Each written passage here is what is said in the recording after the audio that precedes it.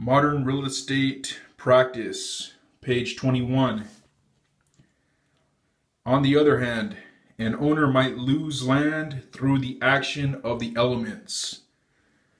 Erosion is the gradual and sometimes imperceptible wearing away of the land by natural forces, such as wind, rain, and flowing water. Fortunately, erosion usually takes hundreds or even thousands of years to have any noticeable effect on a person's property. Flash floods or heavy winds, however, can increase the speed of erosion. If erosion is a slow natural process, avulsion is its opposite. Avulsion is the sudden removal of soil by an act of nature. It is an event that causes the loss of land in a much less subtle manner than erosion.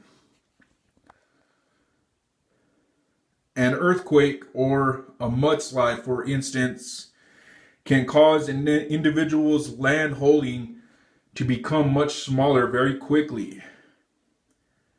Doctrine of prior appropriation. In states where water is scarce, ownership and use of water are often determined by the doctrine of prior appropriation. Under this doctrine, the right to use any water, with the exception of limited domestic use, is controlled by the state rather than by the landowner adjacent to the water. To secure water rights in prior appropriation states, a landowner must demonstrate to the state agency that the owner's plans are for beneficial use, such as crop irrigation. If the state's requirements are met, the landowner receives a permit to use a specified amount of water for the limited purpose of the beneficial use. Although statutes governing prior appropriation vary from state to state, the priority of water rights is usually determined by the oldest recorded permit date. Under some state laws, water rights, once granted, attach to the land of the permit holder. The permit holder may sell a water right to another party.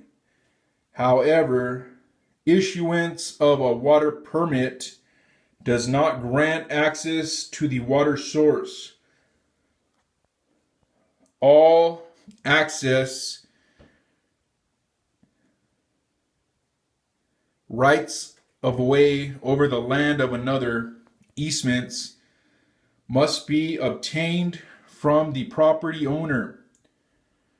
Real property versus personal property.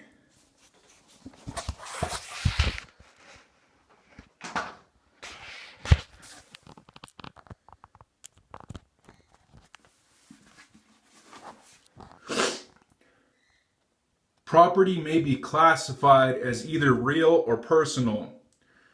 Personal property, sometimes called personality, is all the property that can be owned and that does not fit the definition of real property. An important distinction between the two is that the personal property is movable. Items of personal property, also called chattels, include such tangibles as chairs, tables, clothing, money, bonds, and bank accounts. Factory-built housing. Factory-built housing is defined as dwellings that are not constructed at the site but are built off-site and trucked to a building lot where they are installed or assembled. Factory-built housing includes modular, panelized, pre-cut, and mobile homes.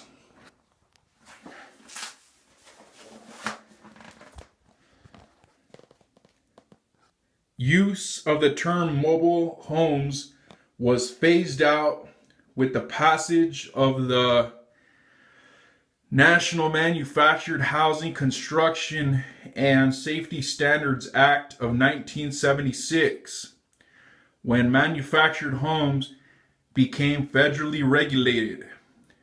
Manufactured housing is that which is built specifically to the standards of the Department of Housing and Urban Development, HUD.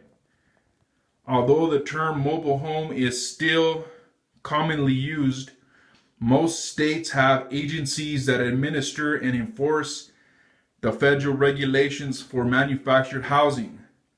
State and local building codes regulate